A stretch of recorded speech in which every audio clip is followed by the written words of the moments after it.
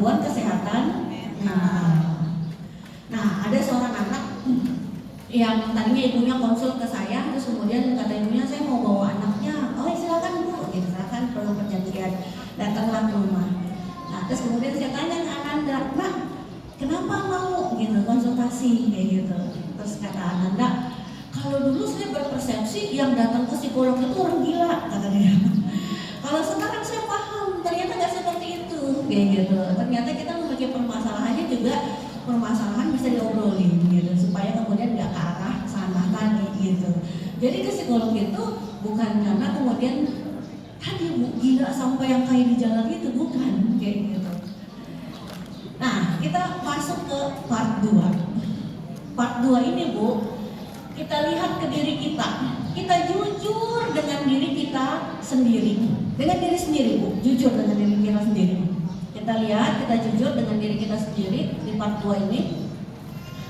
Ciri-ciri orang yang terganggu kesehatan mentalnya seperti apa sih? Yang pertama, itu mudah sekali lelah Bu.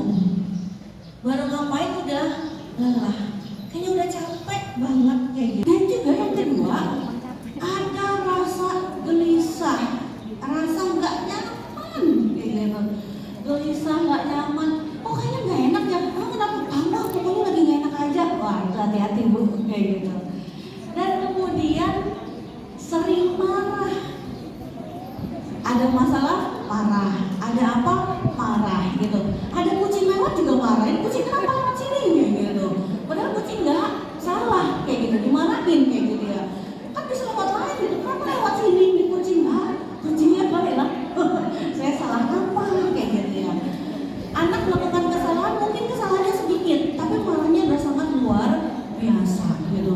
Marah banget kayak gitu. Dan mungkin kalau marah udah pasti muka menegang, udah pasti jantung kemudian deg-degan. Dan ketika marah gitu ya, akhirnya kemudian mungkin gitu ya merasa dengan yang sebelah yang berikutnya, kesal yang kemudian gak kunjung hilang dan segala macam. Apalagi cirinya Bu, gampang lupa. Masak, udah ya mau ngapain? Apa ya ini ya? Ya Allah, kok gosong lagi masak, gampang lupa gitu. Sulit untuk berkonsentrasi. Ibu mau beli sesuatu ke warung, nyampe warung, tadi saya mau beli apa ya? Kayak gitu. Apa ya? Sulit, gampang lupa, sulit untuk berkonsentrasi kayak gitu. Naruh baju di mana? Naruh apa di mana? Kayak gitu ya. Itu sudah memiliki ciri-ciri kesehatan mentalnya lagi lelah gitu. Ini yang ketawa-ketawa apa rasa apa gimana Bu? Waduh, ini belum selesai pembahasannya, belum ada semua. Ya, saya lanjutkan ya Bu ya. Menarik diri, nggak mau keluar, nggak mau ke tetangga, gaul, nggak mau kemudian datang ke sini kayak gitu ya. Nggak nyaman ketemu orang kayak gitu. Nggak suka ketemu orang gitu. Kayaknya takut gitu ketemu orang gitu. Takut dinilai lah, takut dibully lah gitu, takut apalah kayak gitu. Nggak berani ketemu orang gitu. Nah yang berikutnya Bu, susah tidur. Kalau malam itu untuk bisa plek tidur itu lama banget kayak gitu. Makanya berbahagialah Bu bagi orang yang memiliki tipe pelor, tempel langsung, itu bahagia banget Bu. Berarti tandanya jiwanya aman, nyaman, nggak mikirin macam-macam, nggak mikirin tagihan, cicilan, nggak mikirin kayak gitu. Aja kemudian tidur. Susah tidur, itu juga kemudian tanda-tandanya. Dan bahkan Bu, mohon maaf kalau tanda yang ekstrim adalah kemudian keinginan untuk melakukan bunuh diri. Itu tanda yang ekstrim. Dan ini di kalangan anak-anak remaja sekarang menjadi sebuah tren. Banyak anak-anak yang melakukan, kalau bahasa psikologinya tuh self harm, melukai diri sendiri. Mohon maaf banget Bu dengan melukai ininya, pakai silet, pakai pisau. Kadang di sini, kadang di sini, di tempat yang kayaknya nggak kelihatan kayak gitu. Saya Dan kemudian ketika saya tanya, emang kenapa kayak gitu melakukan itu, apa sih rasanya kayak gitu. Katanya ketika melakukan itu ngerasa kayak ngefly, ngerasa kayak tenang, padahal kan sakit. Iya sakit, tapi nggak merasa sakitnya kayak gitu. Dan itu sesuatu yang nggak sehat sama sekali. Itu tanda yang kemudian udah kayak lebih kayak kayak gitu. Dan sering saya menemukan juga Bu, pada anak-anak yang kemudian remaja lah ya, belasan gitu atau 20 awal, itu melakukan percobaan bunuh diri, baik laki-laki maupun perempuan. Itu sering datang gitu ya ke rumah. Dan tapi yang uniknya adalah karena anak-anak ini bersekolah di sekolah Islam, mereka katakan begini, saya paham bunuh diri itu tempatnya di neraka selama-lamanya. Satu-satunya hal yang kemudian mencegah saya untuk kemudian bunuh diri secara ekstrim adalah karena saya paham ini.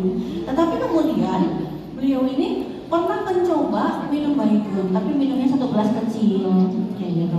Pernah mencoba ini, terus kemudian pernah mencoba menggantungkan diri, tapi menggantungkannya itu pakai horden di jendela kayak gitu.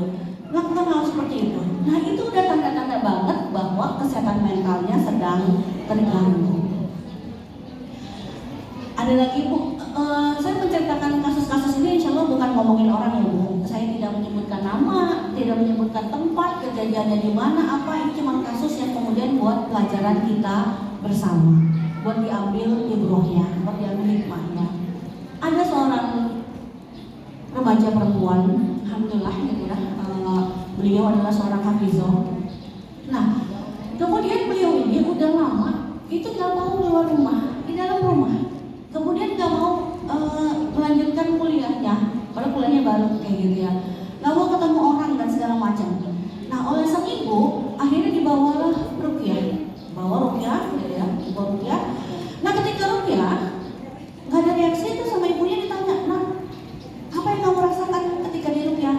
Jawaban sang anak adalah bacaan Quran ustadznya salah, karena dia seorang hafizah. Bacaan Quran ustadznya salah, kata anak tersebut. Loh, ibunya kan bingung gitu ya. Terus anaknya ke dalam lagi, nggak mau ketemu orang apa gitu. Nah, singkat cerita, nah ketika diketemukan, nah beliau ini mengalami sebuah episode depresi. Gitu. Depresi itu banyak penyebabnya, dan juga kemudian episodenya mungkin pada tiap-tiap orang berbeda. Nah, kita nggak akan membicarakan itu kepanjangan. Ya, itulah Bu ciri-cirinya yang pada seseorang mungkin bisa jadi ada 1, ada 2, ada 3, ada 4 dan segala macam gitu ya. Dan kalau menumpuk pada diri seseorang, tidak diselesaikan, tidak dikeluarkan, nah barulah itu akan kemudian makin lama makin mungkin bahasa yang awam kita pahami adalah makin parah kayak gitu, makin lama.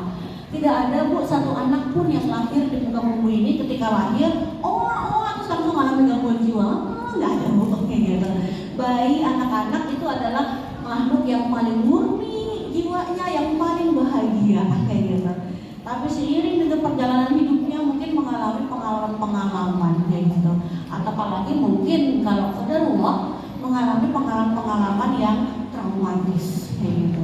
Ada seorang ibu yang kemudian jantungnya itu berdebar-debar terus. Dia suka marah dan segala macam, berdebar sakit. Di sini dia ke dokter. Seandainya ada masalah dengan jantungnya. Ternyata kemudian nggak kenapa-napa. Kata dokternya, cari second opinion kedua nggak kenapa-napa. Kayak gitu. Nah, ternyata permasalahannya bukan di fisik, tapi permasalahan psikologis. Ada peristiwa-peristiwa traumatis yang kemudian itu keluar kembali.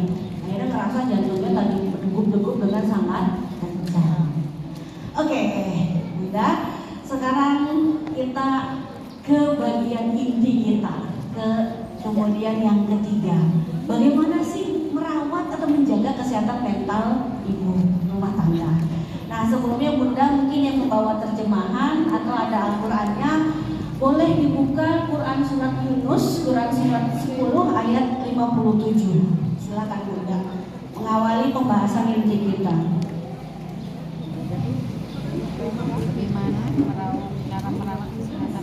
Quran surat Yunus ayat 57.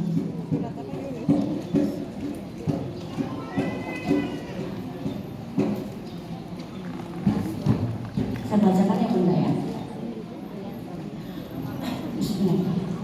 Wahai manusia, sungguh telah datang kepadamu pelajaran Al-Quran dari Tuhanmu, penyembuh bagi penyakit yang ada dalam dada, dan petunjuk serta rahmat bagi orang yang beriman. Saya ulang sedikit. Wahai manusia, sungguh telah datang kepadamu pelajaran Al-Quran dari Tuhanmu, penyembuh bagi penyakit yang ada dalam dada, dan petunjuk bagi rahmat dan petunjuk serta rahmat bagi orang yang beriman. Dari ayat ini Bu, dari ayat ini, penyembuh penyakit yang ada di dalam dada. Nah, penyakit-penyakit psikologis, gangguan-gangguan kesehatan mental adanya di sini Bu. Rasa kesel, rasa marah, rasa benci, rasa gelisah, ini ada di sini. Gitu. Dan itu semua kemudian, insya Allah ada obatnya, ada penawarnya, semua ada. Gitu. Dan inilah yang akan kemudian kita bahas satu persatu. Bagaimana sih caranya kemudian menjaga kesehatan mental bagi kita nih Bu, gitu ya? Ada 6 cara yang harus kita lakukan secara kontinu. Yang pertama yang harus kita lakukan adalah kemudian, ini berdasarkan tadi saya sebutkan di awal, jurnal Muslim, bagaimana kemudian seorang ibu rumah tangga, seorang Muslim menghadapi menjaga kesehatan mental. Yang pertama adalah kemudian dengan beriman kepada Allah. Itu syarat yang pertama banget. Syarat yang pertama untuk menjaga kesehatan mental adalah dengan beriman kepada Allah. Kenapa? Dengan seseorang beriman kepada Allah, dia akan paham bahwa apa yang terjadi pada dirinya semuanya adalah qadarullah. Semuanya sudah tertakdir oleh Allah, sudah diberikan. Mohon maaf Bu, peristiwa-peristiwa yang kita mungkin menganggapnya itu traumatis, jelek, gak enak, apa dengan segala macam, itu udah kemudian takdir dari Allah. Dan takdir dari Allah tidak lain tidak ada bukan, itu semuanya baik. Itu semuanya adalah cinta dari Allah. Sebagai ilustrasi, seseorang yang biasa hidupnya penuh banyak cobaan, dia akan menjadi orang yang lebih kuat. Pelaut dulu tidak lahir dari laut yang tenang, tapi lahir dari laut yang bergejolak. Masalah-masalah itu menempa dia menjadi pribadi yang kemudian lebih mandiri, lebih kuat, dibanding kemudian orang yang jarang tertimpa cobaan-cobaan dan masalah-masalah gitu, kurang kuat.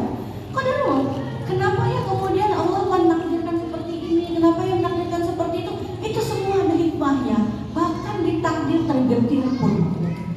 Izinkan saya bercerita, ketika saya bekerja di Pemprov DKI yang sebagai konselor, di Pemprov DKI itu ada disediakan di titik-titik RPTRA untuk konselor, nanti ada juga kemudian pengacara di sekolah itu sediakan kayak gitu.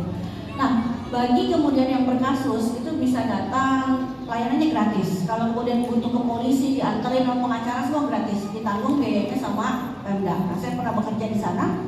Ada sebuah peristiwa Bu yang itu sangat membekas sekali di kepala saya. Ada seorang ibu itu kemudian bekerja, mohon maaf banget Bu, sebagai pekerja Nah, beliau itu punya anak banyak, tapi anaknya kemudian masing-masing beda katanya. Dan nggak tahu juga yang mana, gara-gara pekerjaannya itu gitu. Dan sang anak, qadarullah gitu ya, ini beda ada kakak. Kalau kemudian ibunya ketika ada pelanggannya, itu anaknya melihat, karena masih kecil di bawah. Sedari diri anaknya sudah terpapar dengan pornografi yang sangat luar biasa. Dan anak yang laki-lakinya melakukan kemudian sudah paksa kepada adik perempuannya, karena ada terpapar gitu. Dan itu di rumahnya sendiri, dan dia cuma khusus gitu kan gitu. Nah, singkat cerita, akhirnya anak-anak ini dibawalah gitu ke kemudian rumah yang kemudian bisa anak ini tumbuh kembang lebih baik. Dan anak ini mengalami peristiwa yang sangat traumatis banget gitu ya. Kemudian saya jemput, saya nyetir, Ananda di sebelah, kita bawa ke pusat trauma healing kita kayak gitu. Dan dia tidur, terus bawa acara selesai trauma healing apa, dia duduk di sebelah. Terus dia mengatakan ini, kakak, kita kan disebutnya kakak gitu ya, kakak, pengen deh saya kayak kakak sama kakak-kakak yang lain, bisa seperti ini, bilang, iya dek, gitu. Insya Allah adik lanjutkan sekolah ya, begini-begini ya, iya Pak, nah gitu. Nah, ketika kemudian pengalaman traumatis yang sangat luar biasa itu, gitu. Tetapi kemudian tadi gitu, itu udah bagian kayak gitu, yang kemudian membuat dia nanti jadi lebih kuat insya Allah, membuat dia nanti insya Allah justru malah menjadi orang yang akan membela, orang yang akan kemudian menolong gitu, karena dia pernah ngalamin kayak gitu, karena dia kemudian tahu gimana kayak gitu, sampai seperti itu pun kayak gitu ya. Dan juga mungkin kita semua tidak terkecuali pasti pernah Allah kasih peristiwa-peristiwa itu yang membuat hati kita tuh merasa kayak gimana kayak gitu. Itu semua adalah kemudian tidak lain tidak bukan ujian dari Allah. Apakah kemudian kita dikatakan beriman sebelum kemudian datang ujian? Nah makanya syarat yang pertama beriman kepada Allah gitu. Kepada Allah semua udah bagian dari takdir Allah kayak gitu. Akhirnya itu lebih kuat untuk kesehatan mental gitu. Mohon maaf Bu, kita menikah dengan suami kita yang sekarang itu adalah suami yang terbaik. Kenapa? Karena sama Allah diizinkan ijab kabul. Itu adalah berarti suami yang terbaik. Ada seorang perempuan yang kemudian bilang begini, oh suami saya seperti ini ya, dulu saya tuh yang melamar banyak kayak begitu. Oh udah pada oke, justru malah yang nikah sama saya seperti ini gitu. Oh ada kemudian yang baik hati, perhatian, ngertiin banget. Kalau sekarang mah yang jadi suami saya nggak ngertiin kayak gitu. Kalau kemudian seperti itu Bu, ini adalah takdir terbaik dari Allah. Sekarang mungkin kelihatannya kurang, nggak tahu nanti ada takdir apa kayak gitu. Bersabar. Nah kalau yang tadi, oh yang dia itu dulu baik banget perhatian. Kalaupun Allah takdirkan menikah dengan yang itu, dia belum tentu juga sebaik sebelum menikah kayak gitu. Dan ibu-ibu, ada sebuah kisah yang pernah saya baca, seorang perempuan cantik, baik, pintar, kaya, apa menikah dengan seorang laki-laki biasa aja. Tetangga-tetangganya gitu ya, itu kemudian rempong gitu. Kan katanya kalau netizen Indonesia tuh kayaknya pada kepo katanya gitu. Komentarin lah pernikahan ini. Kok mau sih dia gitu punya suami yang begini-begini? Ini jangan ditiru ya Bu ya. Kalau orang nikah dan segala macam kita jangan berkata-kata yang negatif gitu ya. Kata-kata semua kita selalu positif kayak gitu. Nah, sang perempuan ini ya udah tidak bergeming. Nah, singkat cerita, tahun 2 tahun sekian tahun, sang perempuan kepada Allah itu sakit sehingga cuma bisa hanya di tempat tidur. Nah, suaminya inilah yang kemudian memandikan, merawat, gitu, menggunakan baju, nyuapin, ajak jalan-jalan di kursi roda. Tetangga-tetangganya berubah. Ih beruntung banget ya, gitu istrinya kayak gitu. Nah kemarin ngomongin itu gitu. Nah itu adalah kemudian hikmah yang sudah Allah berikan cepat gitu. Tetapi banyak peristiwa-peristiwa yang hikmahnya mungkin belum Allah berikan cepat, nggak tahu kapan. Tetapi satu hal, apapun takdir yang Allah berikan itulah adalah yang terbaik. Ibu tinggal di sini gitu, di klaster ini itu yang terbaik kayak gitu ya. Ibu kemudian punya anak sekian itu yang terbaik kayak gitu. Oh saya punya anak laki-laki mulu gitu, nggak ada perempuannya kayak gitu ya. Itu yang terbaik. Oh saya punya anak perempuan mulu, nggak ada laki-lakinya, itu yang terbaik kayak gitu. Bahkan qadarullah kalau kemudian Allah tidak dikarenai keturunan itu pun yang terbaik. Nah bisa tahu itu yang terbaik apa? Tadi satu. Kalau kemudian beriman kepada Allah. Itu satu. Yang kedua, bagaimana sih menjaga atau merawat kesehatan mental seorang ibu? Yang kedua adalah dengan mendirikan serangkaian ibadah. Nah, ibadah-ibadah yang dilakukan itu menguatkan kesehatan mental. Dalam psikologi sering banget gitu ya, diteliti gitu ya. Orang-orang yang kemudian sakit fisik, sakit yang berat di rumah sakit, gitu. Terus kemudian orang-orang yang sakit yang berat ini, yang berdoa sama yang tidak berdoa, yang sholat dengan yang tidak sholat, ternyata itu beda. Orang yang sholat, orang yang berdoa, sakitnya sama-sama parah, itu jauh lebih tenang menghadapi sakitnya dibanding yang tidak, teriak-teriak, mengeluh dan segala macam gitu, sama-sama sakit parah kayak gitu. Dari situ saja sudah terlihat kayak gitu bahwa serangkaian ibadah itu mempengaruhi kemudian kesehatan mental seseorang. Kita berpuasa itu kemudian juga mempengaruhi kesehatan mental kita, lebih sabar, menjaga diri. Makanan ada di sini, tapi lagi puasa kita nggak makan. Lebih bisa berempati terhadap orang lain yang mengalami kesusahan kayak gitu. Kita sholat itu melatih disiplin. Kita kemudian melatih untuk kemudian menjaga diri dari perbuatan kecil dan mungkar. Jadi serangkaian ibadah itu bermanfaat bukan buat siapa-siapa, tetapi kemudian buat diri kita sendiri. Salah satunya bermanfaat buat kesehatan mental kita. Bermanfaat banget gitu. Dan ibu tercinta, saya ceritakan Allah, tidak ada satupun kemudian syariat yang Allah perintahkan berarti itu adalah memang benar-benar kayak gitu ya. Itu manfaatnya adalah buat kita kayak gitu. Ketika dilaksanakan benar-benar kayak gitu. Sudah Allah sediakan jalan-jalannya, sudah Allah sediakan cara-caranya. Lanjut yang ketiga. Yang ketiga apa sih untuk kemudian menjaga kesehatan mental seorang ibu? Yang ketiga adalah dengan senantiasa berzikir dan mengingat Allah, melibatkan Allah. Berzikir dan mengingat Allah, melibatkan Allah. Dan ingatlah, gitu, hanya dengan mengingat Allah hati menjadi tenang. Gitu. Ibu kemudian mau marah, mau apa, kemudian ibu astagfirullah berzikir, gitu, duduk lagi, kayak gitu ya. Ada seorang ibu dalam satu kesempatan setelah kemudian kita membahas manajemen emosi, gitu ya. Itu pada pulang terus ibu tersebut ngedeketin, ibu saya mau ini ngobrol sebentar, oh ya silakan bu, kayak gitu. Gimana ya bu ya, gitu ya. Saya itu sering banget marahin anak, kayak gitu. Sering banget mukulin anak. Nanti saya udah nyesel nih, kayak gitu. Besoknya marahin lagi, mukulin. Udah nyesel, besoknya gitu lagi, kayak gitu. Gimana ya, pokoknya spontan deh gitu. Kalau anak bikin kasus tuh langsung.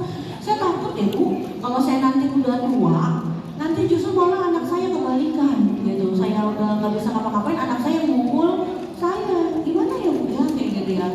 Untuk kemudian bisa menahan diri, gitu. Nggak kemudian memukul anak, kayak gitu. Nah, salah satu teknik ini, ketika emosi sedang lagi memuncak, gitu, itu kemudian ambil jeda, gitu ya, ambil jeda, jangan langsung ditumpahin, kita duduk dulu, kita ambil nafas, gitu dengan teratur, sambil kita berzikir, beristighfar, turun. Nanti ketika turun, udah rasa marahnya itu udah hilang bu. Kalau secara psikologi gini bu, ini kita punya otak di sini nih. Nah ini di belakang, ini ada otak kecil. Ini sering disebut otak reptil, kayak gitu. Otaknya kemudian hewan ya. Ketika seseorang lagi marah, ini otaknya ini kemudian menguasai ke depan. Makanya ya insya Allah nggak terjadi di lingkungan sini gitu. Misalkan ada gitu, ibu sama ibu lagi marah, lagi berantem, itu bisa sampai tarikan jiwa. Tarik-tarik tangan banget, heboh banget lah gitu. Udah tonton sama anak-anak gitu. Begitu udah dilepas dipisahin masuk ke rumah, ibunya mikir gini, ngapain saya tadi kayak begitu ibu nungguin kayak gitu. Tadi waktu di situ nggak kepikiran, tapi ketika udah di rumah kepikiran, ketika di situ otak lagi dibaca. Nah ketika udah selesai otaknya balik lagi turun lagi kayak gitu, baru kembali ke otak manusia lagi kayak gitu. Akhirnya nyesel, akhirnya kemudian malu gitu. Nah ini juga mungkin walau misal saya kurang paham ya, ini cuma lintasan pemikiran saya juga gitu ya. Walau misal mungkin kenapa gitu ya, salah satu bahwa gitu ya, talak itu cerai tidak kemudian di tangan istri. Kalau di tangan istri mungkin sehari minta cerai 3 kali. Ya orang lagi emosi gitu kan, langsung aja kayak gitu. Karena kan lebih cepat naiknya kayak gitu kalau perempuan itu kayak gitu. Dengan kemudian ini kita kemudian turun libatkan Allah gitu. Kita turun lebih tenang lagi, lebih tenang. Kalau apa lebih tenang lagi. Nah, yang keempat bu adalah dengan memaafkan dan bersyukur. Memaafkan dan bersyukur. Kalau ini agak panjang, cuman saya coba ringkas karena ini ada pembahasannya sendiri bu. Judulnya tuh The Power of Forgiveness, kekuatan memaafkan. Nah, saya akan bahas sedikit gitu ya. Kenapa kemudian perlu memaafkan? Karena dari perjalanan hidup kita sekarang, kemarin, atau mungkin ulang nanti, itu begitu banyak potensi orang lain itu melukai kita. Begitu banyak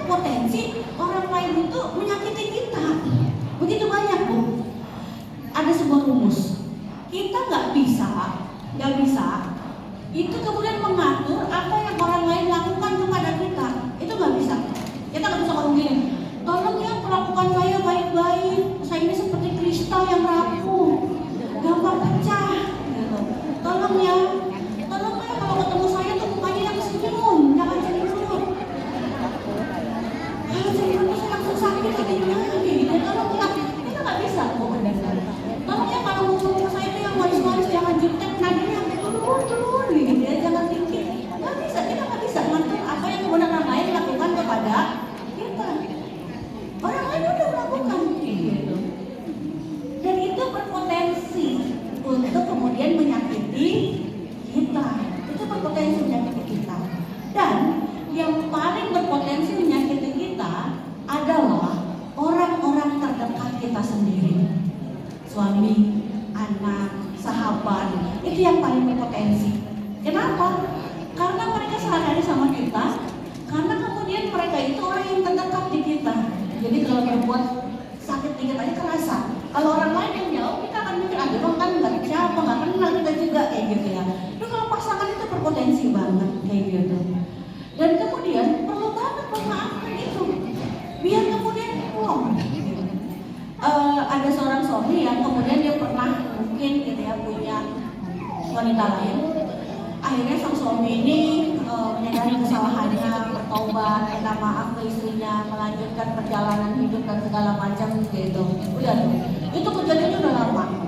Singkat cerita, suami istri ini lagi di depan TV.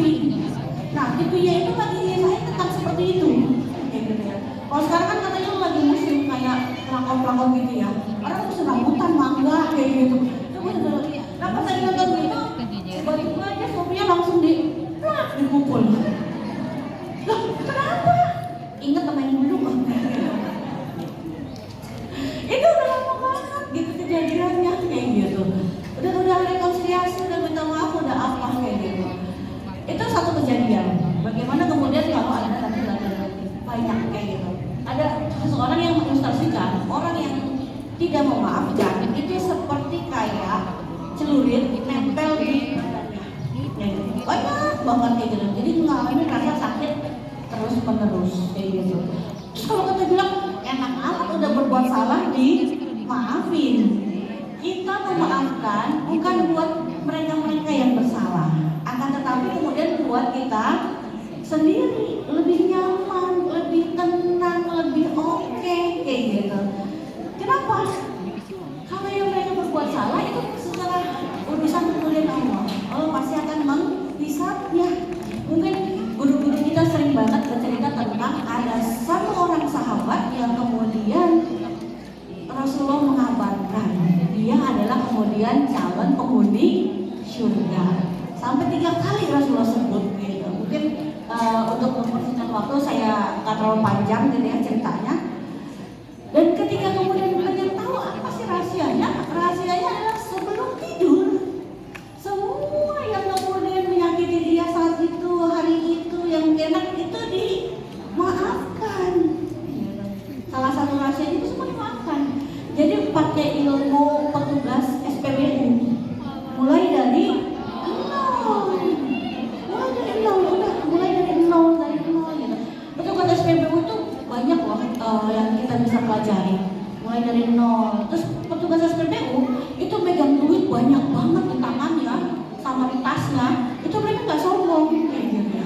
Banyak banget. Masa punya orang, bukan punya dia. Nah, uang yang kita pegang itu juga sebenarnya bukan punya kita. Yang punya kita itu yang udah masuk ke dalam, yang udah kita minum, yang udah kita makan, sampai udah kita gunakan di jalan Allah. Nah, kembali ke tadi Bu, memaafkan. Dan ibu-ibu tercinta, Ananda mungkin tanpa disadari juga punya banyak kesalahan ke orang tuanya.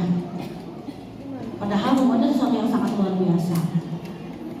Kesal sama orang tua itu kan luar biasa gitu ya, itu berat kayak gitu ya.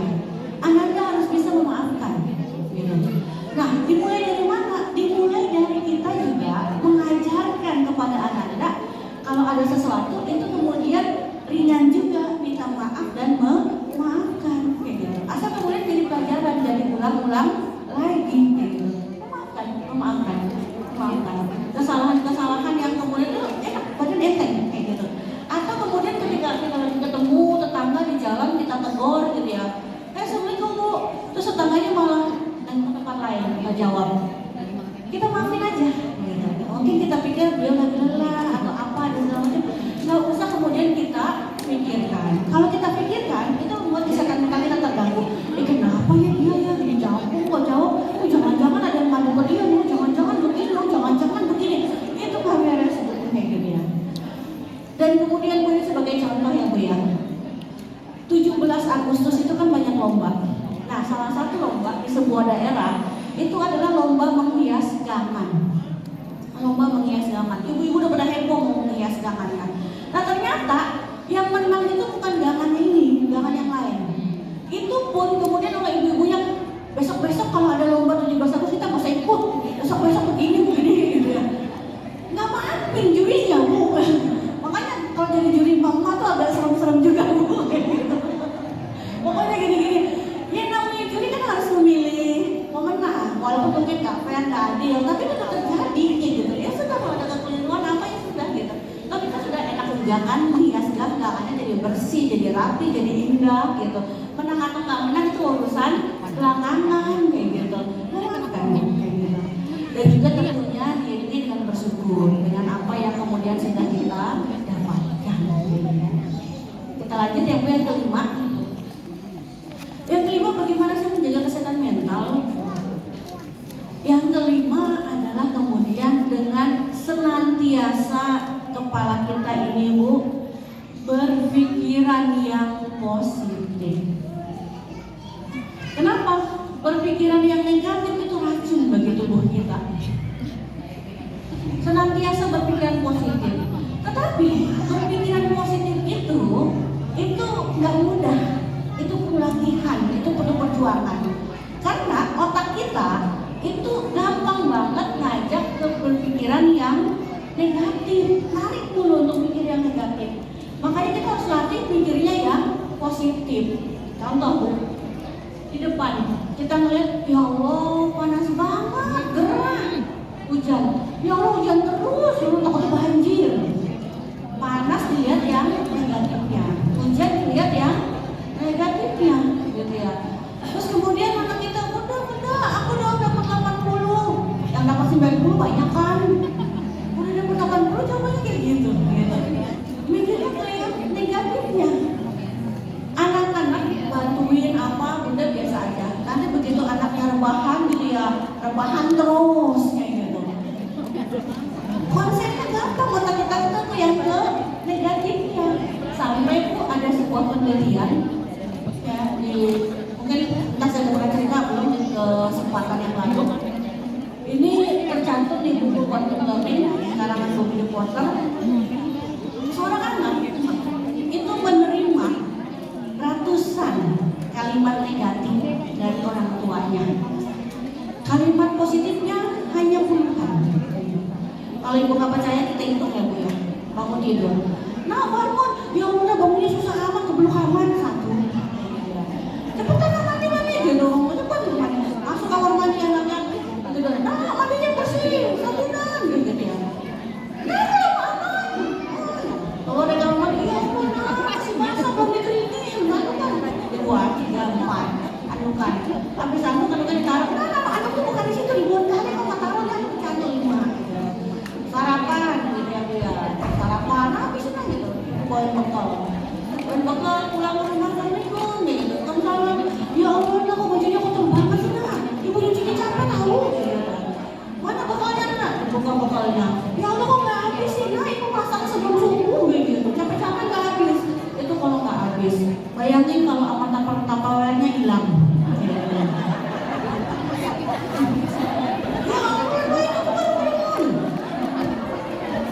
Ratusan negatif disadari atau tidak, sehingga kemudian di kepalanya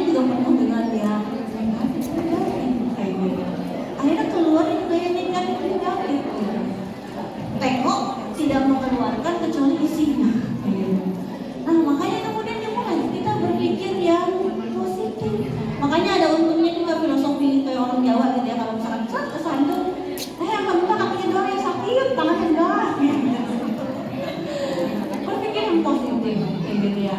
Oh Ananda ya, kok Ananda kok dapet rankingnya jelek ya kayak gitu. Terus rankingnya di bawah, nilainya kok jelek kayak gitu.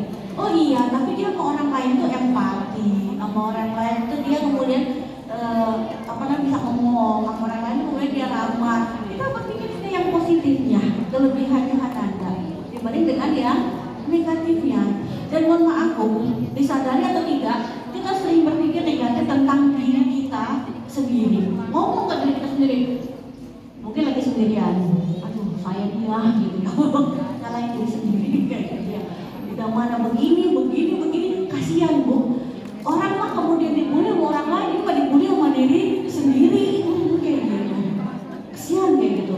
Ya ampun, ini udah pakai skincare ini, kulitnya gak bersih kayak gitu ya.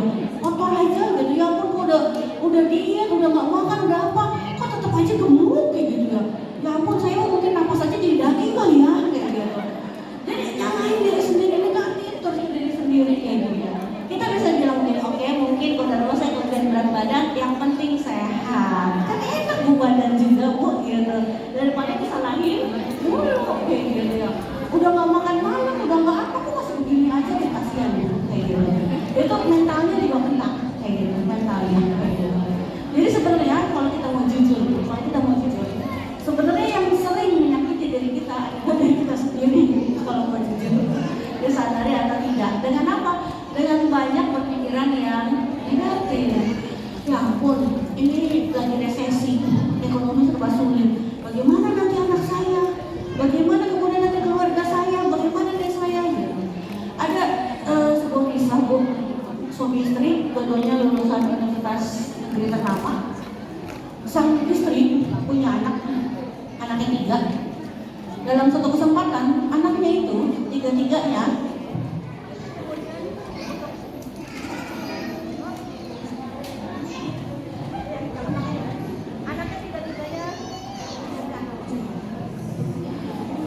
ketika kemudian ditanya sang ibu kenapa tega melakukan itu, padahal ibunya oke, kayak gitu, cerdas, suaminya juga. Salah satunya kemudian, saya takut kalau nanti dia sudah besar tidak bisa memberikan pendidikan yang terbaik, tidak bisa memberikan ini yang terbaik. Sang ibu ini berasal dari keluarga yang kaya dan kehidupan rumah tangganya gak kekurangan sih, tapi kemudian dia menganggapnya biasa-biasa aja. Akhirnya kan berpikiran negatif kayak gitu, bisa kemana? Kita berpikir positif gitu ya. Di dompet dia nggak sisa separuh, dia sisanya pakai murah gitu ya. Dan alhamdulillah masih ada kayak gitu ya. Alhamdulillah masih bisa begini, alhamdulillah kayak gitu. Dengan berpikiran positif gitu. Makan rezeki ya. Nah terakhir Bunda, sebelum kita ke sesi tanya jawab, yang keenam, bagaimana sih caranya kemudian sehat secara mental? Yang terakhir, yang keenam adalah kemudian kita memiliki dukungan sosial. Nah ini pengajian ini, taklim gabungan, bestie kita, keluarga kita itu dukungan sosial. Itu kita kemudian merasa nggak sepi, kita kemudian merasa nggak sendiri. Kita punya bestie, kita punya suami, kita punya komunitas kayak gitu ya, kemudian itu mendukung kita kayak gitu.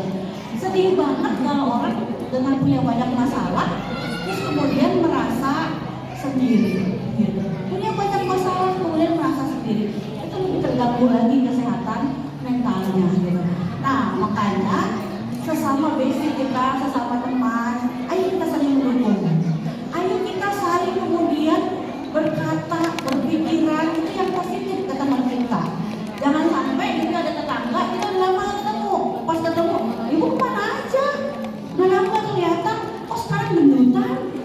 Kok sekarang hiteman? Udah mana dia lagi punya banyak masalah?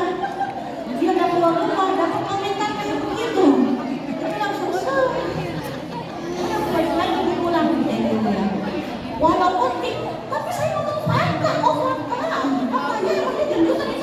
tapi kan fakta gak semuanya harus diungkapkan, disampaikan. Berkatalah yang baik atau diam. Kita bisa bilang, ibu kemana aja? Gitu, kamu belum gak ketemu sama ibu gitu ya. Yuk makan, yuk apa, itu kan enak Bu, oke gitu. Ya gimana itu enak kayak gitu. Saling mendukung. diantara kemudian kita kayak gitu. Ibu nggak akan pernah tahu ketemu orang yang lagi masalah, terus kemudian ibu senyum dengan sangat manisnya.